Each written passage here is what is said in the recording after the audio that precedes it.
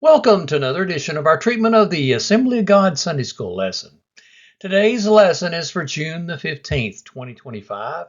The title of today's lesson is Job's All-Consuming Grief. It's taken from the book of Job, the second and third chapter. Our earlier lesson on Job talked about the many bad things that had happened to Job. He had lost his wealth, his children had been killed, and finally Job's health had been attacked with a horrible illness. His wife has started to say things to discourage him. We will hear Job's first lament in today's lesson after he is initially stricken. Job 2:11 through 13. When Job's three friends, Eliphaz the Temanite, Bildad the Shuhite, and Zophar the Naamathite, heard about all the troubles that had come upon him, they set out from their homes and met together by agreement to go and sympathize with him and comfort him. When they saw him from a distance, they could hardly recognize him. They began to weep aloud, and they tore their robes and sprinkled dust on their heads. Then they sat on the ground with him for 7 days and 7 nights.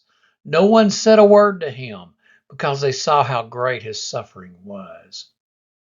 Job's three friends came to minister to him during this horrible time in Job's life. They were heartbroken when they saw him. They barely recognized Job. Their sympathy leaves them stunned. They sat in silence for 7 days. Honestly, I think the friends were doing exactly what they should have been doing at this point. They go off track later, but sometimes the best thing to do for folks when tragedy strikes is be like Job's friends and sit there at the start. Sit and cry with them. Job 3:1 through 10. After this, Job opened his mouth and cursed the day of his birth. He said, "May the day of my birth perish and the night that said, a boy is conceived. That day, may it turn to darkness. May God above not care about it. May no light shine on it. May gloom and utter darkness claim it once more. May a cloud settle over it. May blackness overwhelm it. That night, may thick darkness seize it. May it not be included among the days of the year, nor be entered in any of the months. May the night be barren, may no shout of joy be heard in it. May those who curse days curse that day, those who are ready to rouse Leviathan. May its morning stars become dark, may it wait for daylight in vain, and not see the first rays of dawn. For it did not shut the doors of the womb on me to hide trouble from my eyes." We hear the grief in the words of Job. He regretted his day of birth. He felt that it would have been better if he had never been born. Now, friends, this is extreme grief. Job 3:11 through 16. Why did I not perish at birth and die as I came from the womb? Why were there knees to receive me and breasts that I might be nursed? For now I would be lying down in peace. I would be asleep and at rest with kings and rulers of the earth who built for themselves places now lying in ruins, with princes who had gold, who filled their houses with silver. Or why was I not hidden away in the ground like a stillborn child, like an infant who never saw the light of day? This is about as bitter as someone can be with their existence. Job wishes he had never been born. He wishes he was a stillborn child. The grief that Job feels is tremendous. Job 3:17 and 19. There the wicked cease from turmoil, and there the weary are at rest. Captives also enjoy their ease. They no longer hear the slave drivers shout.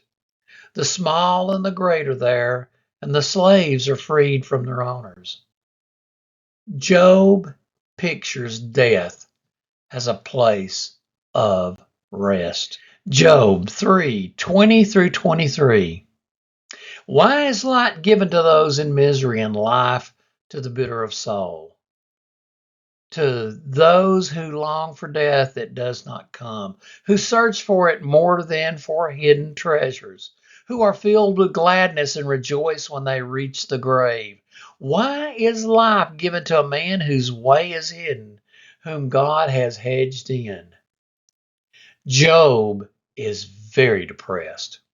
It's important for all of us to understand something about this righteous man. Job is depressed, but he does not commit suicide. He does not even attempt suicide throughout the book of Job. Yes, he is depressed. Yes, he does not understand why this is happening to him. Yes, he complains about it. But he keeps his righteousness throughout everything. He never attempts suicide, and he never curses God.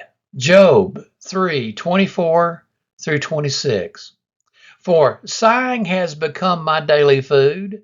My groans pour out like water.